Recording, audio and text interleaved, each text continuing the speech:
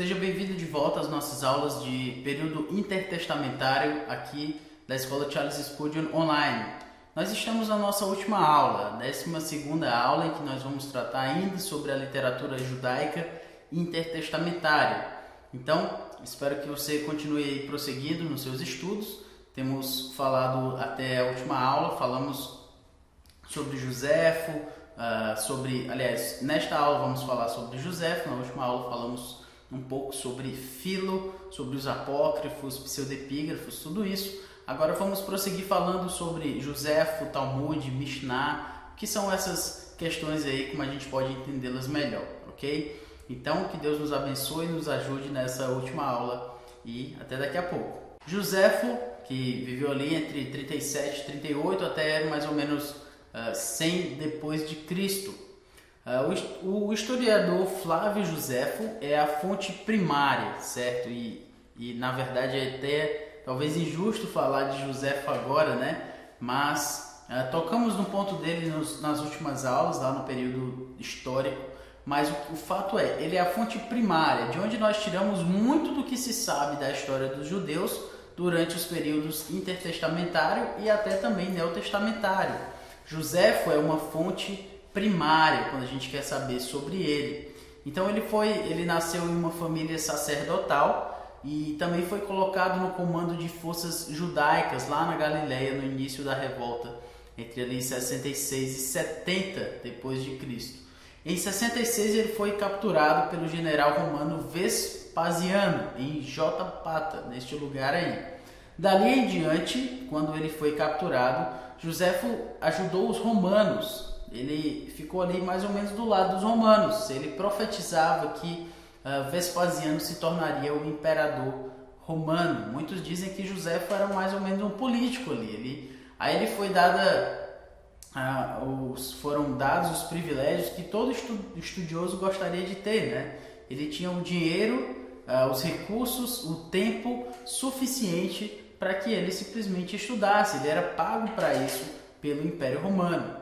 Então, quando a profecia se tornou verdade, Vespasiano soltou Joséfo e permitiu que ele gastasse o resto da sua vida em Roma. E lá ele produziu suas 4 maiores obras, que interpretavam os eventos recentes para os seus companheiros judeus e retratavam o judaísmo com uma luz positiva para os leitores greco-romanos, né? Então, mais ou menos ali ele estava fazendo uma força ali para os judeus, porque ele estava, de uma certa forma, trabalhando na preservação da história dos judeus, da narrativa da história dos judeus, e ao mesmo tempo ele tentava ali trazer isso de uma luz positiva, né, para os greco-romanos. E nisso tudo ele fazia esse trabalho, porque ele deu essa profecia aí para Vespasiano. Vespasiano foi com a cara dele, né, e permitiu que ele ficasse em Roma e fosse patrocinado ali para escrever, para estudar, para ser um estudioso, um erudito. Então Joséfo também escreveu A Guerra dos Judeus, que na verdade trata-se de um relato da revolta judaica, escrita dentro da década da revolta, ali entre 60 e 70 mais ou menos. Joséfo pôs também a culpa da guerra não na nação como um todo, mas em revolucionários desencaminhados.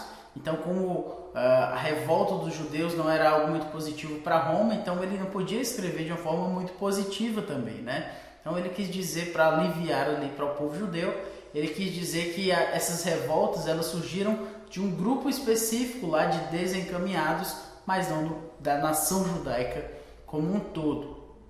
Também ele aconselhou outros judeus a aceitarem a autoridade romana, porque senão eles iam ser revoltosos e não ia ser bom para ninguém, segundo Joséfo. Então ele apoiava que os judeus pudessem aceitar a autoridade romana e não ficarem ali revoltosos, né, contrários ao jugo romano. Outro texto também, As Antiguidades dos Judeus, ou História dos Judeus também, né, registra a história do povo judeu na guerra de 66 e 70 depois de Cristo. A primeira parte sumariza e parafraseia o registro bíblico e a última parte provê detalhes históricos dos judeus durante o período intertestamentário.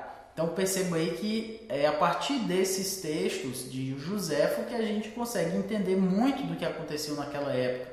Não se engane, ali a própria revolta dos Macabeus, aquela história dos judeus ali no período intertestamentário, muito disso veio de Joséfo.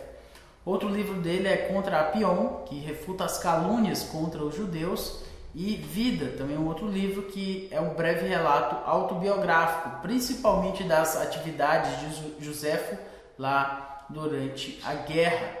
Então você percebe aí que, apesar de ser numa época antiga, em que a produção de material não era algo muito fácil, Joséfo ainda escreveu 4 grandes obras que até hoje nós temos acesso e a partir das quais nós temos muito acesso a informações preciosíssimas para o nosso estudo do Novo Testamento. Agora a gente pode entender um pouco de uma ênfase que foi trazida pelos judeus desde a época do exílio. Eles saíram do templo para a sala de aula. O que se quer dizer com isso, né? Com a queda de Jerusalém, lá em 70 depois de Cristo, quando o templo foi destruído, os judeus foram perseguidos, o judaísmo perdeu sua expressão de política independente e começou a ser somente uma religião. Ao invés de ser aquele grupo que estava buscando por independência política e tudo isso, eles passaram a ser somente uma religião, porque eles perderam a sua força política. Então eles não tinham mais o sacrifício no templo, e já que não tinham templo para ter sacrifício, também não precisava mais de sacerdote, então o sacerdócio foi declinando também. O aparecimento do rabinato, né? Ou seja, muitos que queriam se tornar mestres do ensino da Torá, do Antigo Testamento, e também o estudo da lei passou a tomar o lugar das ofertas que eram oferecidas em sacrifício. Então, nesse sentido, o professor, ele substituiu o sacerdote. Então, essa figura judaica sacerdotal passou a ser mais uma figura mais docente, né? Mais de quem está ensinando a lei do Antigo Testamento. Ao buscarem interpretar a lei, então, os professores codificavam as tradições que se desenvolveram em volta dela, né? Em volta da lei. Então, não somente a lei, mas muitas tradições vieram juntas com a lei. E os judeus, eles queriam codificar, ou seja, eles queriam perceber que tradições eram essas para que elas fossem preservadas. E, ao mesmo tempo, eles convertiam essas tradições orais de uma forma escrita. Os fariseus, por exemplo, consideravam essas tradições como contemporâneas à lei escrita e às vezes de uma forma tão importante quanto a lei escrita. Então, eles consideravam essas tradições obrigatórias. Então, lembra quando Jesus dizia, ouviste como foi dito aos antigos, isso é a tradição. E ele diz, eu porém vos digo. Então, ele diz a interpretação da lei realmente. Então, ele está dizendo, vocês estão falando da tradição, eu estou falando agora da própria palavra de Deus, do Antigo Testamento, exatamente. Então, os saduceus repudiavam essa tradição, já os fariseus apoiavam e achavam que elas eram tão obrigatórias quanto a lei do Antigo Testamento. Então, falando um pouco sobre essas tradições, que nós já tocamos, havia sem dúvida alguns padrões éticos que eram seguidos pelos judeus na época antes da lei lá do Monte Sinai. Que regras eram essas? Havia algumas regras e observâncias ligadas à vida de Noé, de Abraão, e a gente pode até tocar no ponto aí talvez de Jó também, que possivelmente veio antes da lei também. Então a gente vê algumas regras, algumas observâncias que eles seguiam. Então, além disso, dessas observâncias éticas, não se teria unidade do povo judeu depois do tempo de escravidão lá no Egito, se não houvesse uma forma estável de ética, certo? Uma forma estável, ou seja, de tradições e também de culto, né? De uma forma de adoração ao Deus de Israel lá daquele povo unido. Não haveria uma unidade. 400 anos no Egito é muito tempo. Se um povo não está coeso, não está unido, ele vai se desfacelar, ele vai se acabar com tudo aquilo. Então, contudo, não se pode ter certeza se essa massa de tradição ela foi passada por tantos anos também até chegarem aos séculos 1 e 2 depois de Cristo. Mas existe uma tradição. Certamente a massa de tradição contida no Talmud inclui muito mais do que foi originado no próprio livro, certo? Há muito mais. As tradições não estão só no livro do Talmud, há em muitos outros lugares de muitos outros tempos atrás. Pois os fariseus e todos os judeus, observando a tradição dos anciãos, não comem sem lavar cuidadosamente as mãos. Isso é tradição. Isso não é lei. Isso é tradição. Isso é algo que foi passado de geração em geração. A coleção dessas tradições, com os comentários que lhes foram feitos pelos primitivos, pelos primitivos rabis, constituem o que nós chamamos de o Talmud, sobre o qual nós vamos falar agora. Então, o que é o Talmud? O Talmud vem de uma raiz, essa palavra Talmud vem de uma raiz que significa, então, ensinar. O Talmud, então, é constituído por dois elementos, o Mishnah e o Gemara. O Mishnah é a lei oral, como era conhecida até o fim do século II depois de Cristo, e o Gemara é a interpretação da lei oral que os doutores da Babilônia e de Jerusalém produziram entre o princípio do século III depois de Cristo e o fim do século V depois de Cristo. Então perceba aí, Mishnah é a lei oral, foi passada de geração em geração, e o Gemara é essa interpretação da lei oral. Essas interpretações ou discussões eram de duas qualidades. Havia o Halaká, ou Halakha, que dizia respeito ao código da lei, e o Haggadah, que era a pregação em geral, ou tudo que não era Halaká, certo? Então, Halaká seria esse código e o Haggadah seria essa pregação. O Halaká, se nós quisermos dizer assim, ele estabelecia a regra ou o estatuto geral pelo qual a pessoa deveria se guiar. Era uma regra, era um código, como a gente falou. Então, disse que qualquer coisa se torna Halaká, por exemplo, quando ela é conservada como aceitação por um longo período entre os judeus, quando ela é confirmada por uma autoridade conhecida, então também seria o Halaká, quando é apoiada por prova recebida na Escritura, Halaká também, e quando é estabelecida por voto de maioria, também seria Halaká. Qualquer uma dessas razões podia estabelecer um princípio na lei oral. Então você pode perceber agora porque Jesus, por exemplo, falou: "Vinde a mim os que estáis cansados e sobrecarregados, e eu os aliviarei". Por que ele está dizendo isso? Porque tudo isso aqui se tornava lei.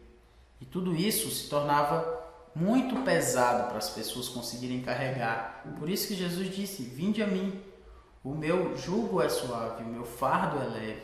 Ele está dizendo isso porque a lei que aquelas pessoas levavam, qualquer coisa, uma autoridade conhecida, uma maioria das pessoas, o que era aceitado por muito tempo, tudo isso se tornava lei para aquele povo. Então, quando alguém queria se tornar legalista, ele dizia: "Olha, tem que seguir tudo isso". Era muita coisa. As pessoas estavam cansadas, sobrecarregadas de tantas leis. Jesus dizia: "Vocês nem conseguem seguir as leis que vocês mesmos colocam sobre o peso sobre as pessoas". Jesus falando aos fariseus. Então, com tudo isso você percebe que toda essa tradição tinha um peso enorme para os judeus. Então, nenhum princípio ou lei poderia ser estabelecida por invenção. Então, realmente, eles não queriam dizer que eles não inventavam, mas por uma relação ou um princípio que já existisse. Então, na verdade, acabava muitas vezes sendo uma própria invenção. Os rabis, então, eles tornavam-se especialistas em deduzir inferências da lei existente, quer da lei oral, quer da lei escrita, e tudo para abranger todos os casos possivelmente que fossem colocados apostos. Ou seja, eles queriam achar inferências para qualquer caso que aparecesse, eles tivessem. Não, tem uma lei para isso. O Antigo Testamento diz assim sobre essa situação. Porque eles queriam achar inferências, mas muitas vezes era só achar uma lei que pudesse ser inferida ali daquela questão. Os registros desses casos e dos respectivos argumentos é o que constituíam o halakot, né? Ou seja, o plural de halaká, né? Os registros, muitos, e os argumentos de todas essas questões eram o halakot. Então, falando um pouco aqui também ainda sobre o Talmud, o Haggadah, ele compreendia todas as interpretações das escrituras que não fossem características do halaká. Então, o Haggadah era a interpretação, enquanto o halaká seria o código, a lei, né? Então ele era uma tentativa para desenvolver o sentido das implicações da lei e não para aumentar as suas declarações explícitas. Então era uma forma de trazer um sentido maior daquelas implicações. O argumento de Jesus extraído de Êxodo 3, versículo 6, sobre a ressurreição é uma espécie de modelo do processo do tipo existente lá do Agadá. Por exemplo, Jesus disse, né, quando foi lá, quer dizer, primeiro Êxodo 3, 6, disse mais, eu sou o Deus de teu pai, o Deus de Abraão, o Deus de Isaque, o Deus de Jacó. Moisés escondeu o rosto porque temeu olhar para Deus. E aí Jesus fala lá em Mateus 22, né? Disse mais, Mateus 22, aqui versículo 29, respondeu-lhe Jesus, errais, não conhecendo as Escrituras nem o poder de Deus, porque na ressurreição nem casam nem se dão em casamento, são porém como os anjos no céu. E quanto à ressurreição dos mortos, não tendes lido que Deus vos declarou? Eu sou o Deus de Abraão, o Deus de Isaque, o Deus de Jacó. Ele não é Deus de mortos, e sim de vivos. Ouvindo isto, as multidões se maravilhavam da sua doutrina, ou seja, do seu ensino. Jesus teve que fazer uma espécie de agadai, ou seja, ele está interpretando a Escritura a partir de um código que é o que ele citou aí, eu sou o Deus de Abraão, Isaque e Jacó. Isso foi dito, e a interpretação é, ele não é Deus de mortos, e sim de vivos, tá? Então, com isso, as pessoas se maravilhavam, porque ele era um bom mestre, um bom ensinador. Então, o Halakha e o Agadá juntos formavam o que se chama de Midrash, certo? E a investigação do sentido da lei, oral e escrita, constituía, assim, uma parte do Talmud. Existem 2 Talmudes, tá? Já é bom a gente saber disso. O da escola de Amoraim, que seriam os doutores da Babilônia, e também que foi escrito em aramaico ocidental, ele data ali do fim do século V depois de Cristo, e o Talmud palestino, que é o menor dos dois, escrito em aramaico oriental, data do fim do século IV. Todos, aliás, ambos são incompletos, faltam-lhes às vezes algumas seções inteiras do Talmud, e no século XIII o Talmud foi excomungado pela Igreja Romana e foram destruídos ou danificados tantos exemplares que a sua sobrevivência foi ameaçada. Lembra que a Igreja Romana, ela em muitos pontos era antissemita. Então o Talmud era uma peça literária dos judeus. Então muitos deles foram queimados, né, danificados, destruídos, enfim, pela Igreja Católica ali com a Inquisição também, mais lá no século XIII, enfim. Hoje o Talmud é o padrão do judaísmo ortodoxo, regulador da fé e da prática ritual ou ritualística. Então, a partir do Talmud, os judeus ortodoxos têm a sua prática. E ele dá a interpretação da lei e influi muitas vezes mais diretamente nas doutrinas e da vida do que o próprio Antigo Testamento. Então, para muitos judeus, a tradição do Talmud, dos antigos, ela vai falar até com mais autoridade, com mais peso do que o próprio Antigo Testamento. O Midrash, então, ele é dividido em 6 ordens, se a gente puder chamar assim. Cada qual dividia as seções chamadas tratados, que por sua vez são divididos em capítulos. Então, as ordens lidam com áreas específicas da preocupação legal, que é mais ou menos como se segue. Então, as sementes se referiam às leis agrícolas e é introduzido como um tratado que lida com as orações diárias. Os festivais seriam a sala que trata de banquetes, jejuns e regulamentos do Shabat. As mulheres, que registram as leis do casamento e da família. As ofensas, que lida com a lei civil e criminal e padrões éticos. E também as coisas sagradas, que tratam da lei ritualística e das atividades do sacerdócio, bem como as purificações, que elabora as leis da pureza ritualística. E tudo isso, quando a gente vê aí o Midrash, que é essencialmente um comentário da lei do Antigo Testamento, forma a base para o Talmud, Midrash não, Mishnah. Então, como você percebe aqui, o Mishnah nada mais é do que uma tentativa de englobar, de acoplar tudo o que acontece na vida das pessoas a partir da lei. Isso de uma certa forma era bom, porque eles queriam entender e viver a sua própria vida a partir da lei revelada de Deus. Por outro lado, muitas vezes eles caíam em excessos e queriam colocar peso demais sobre a vida das pessoas, como se fosse muita lei para pouco, na verdade, para pouca graça, vamos dizer assim, né? Então eles viviam essa lei de uma forma tão específica, às vezes tão restrita, que sobrecarregava as pessoas, como eu falei. E também o que nós percebemos também dos judeus a partir desses excertos é que eles também tinham muito apreço pela sua tradição. E é um apreço positivo até um certo ponto, né? Eles queriam aquilo que foi aprendido pelos mais antigos, então eles valorizavam isso. Por outro lado também, isso às vezes tinha um peso de revelação para eles, quase um peso de Bíblia, né? Então, como eu falei, para muitos o Mishnah, o Talmud, para muitos judeus até hoje, tem até mais peso do que o Antigo Testamento. Então é quando a tradição tem mais peso do que a própria revelação. E isso é um grande perigo. E a gente não pode achar que a gente está longe disso, né? Na igreja é muito comum a gente trazer a tradição como um peso bíblico. A gente às vezes diz assim, né? Não, isso tem que ser feito assim porque sempre foi feito assim.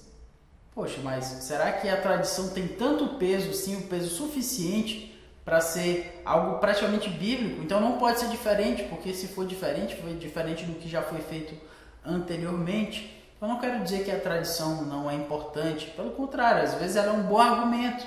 Olha, sempre foi feito assim, isso prova que aconteceu de formas boas, que foi provado que é uma boa opção assim, mas não simplesmente fechar as portas por conta da tradição. Então, às vezes a gente cai nesse ponto, mais ou menos o que os judeus poderiam também fazer com a sua própria lei. Mas tudo isso, irmãos, tudo isso que a gente falou do Talmud, do Mishnah, do Midrash, do próprio Joséfo, tudo isso são literaturas do Antigo Testamento, do Novo, aliás, que estão entre o Antigo e o Novo Testamento, que trazem luz a forma como nós olhamos para o Novo Testamento, quando Jesus fala das tradições, quando Jesus fala do lavar as mãos.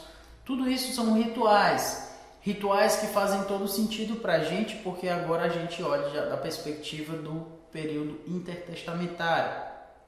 Então a gente pode entender quando Paulo foi acusado de andar com gentios, por exemplo, e levá-los para áreas restritas ali do templo. Então a gente percebe, poxa, mas o que foi que aconteceu? É porque lá no templo tinha um lugar específico que os gentios não podiam entrar.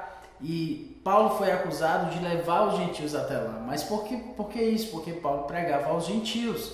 E para que e como eles se sentiam escandalizados com isso, porque eles achavam que os gentios, como pecadores, deveriam ser afastados, tinha inclusive no próprio templo tinha um lugar que os gentios não podiam entrar. Então uma forma de tentar acusar Paulo seria dizer uma calúnia, que eles levavam os gentios lá para o pátio em que somente os judeus poderiam entrar. Tudo isso a gente só entende porque a gente entende as instituições intertestamentárias ali do templo, do segundo templo, do templo de Herodes, enfim, tudo isso que a gente tem tratado.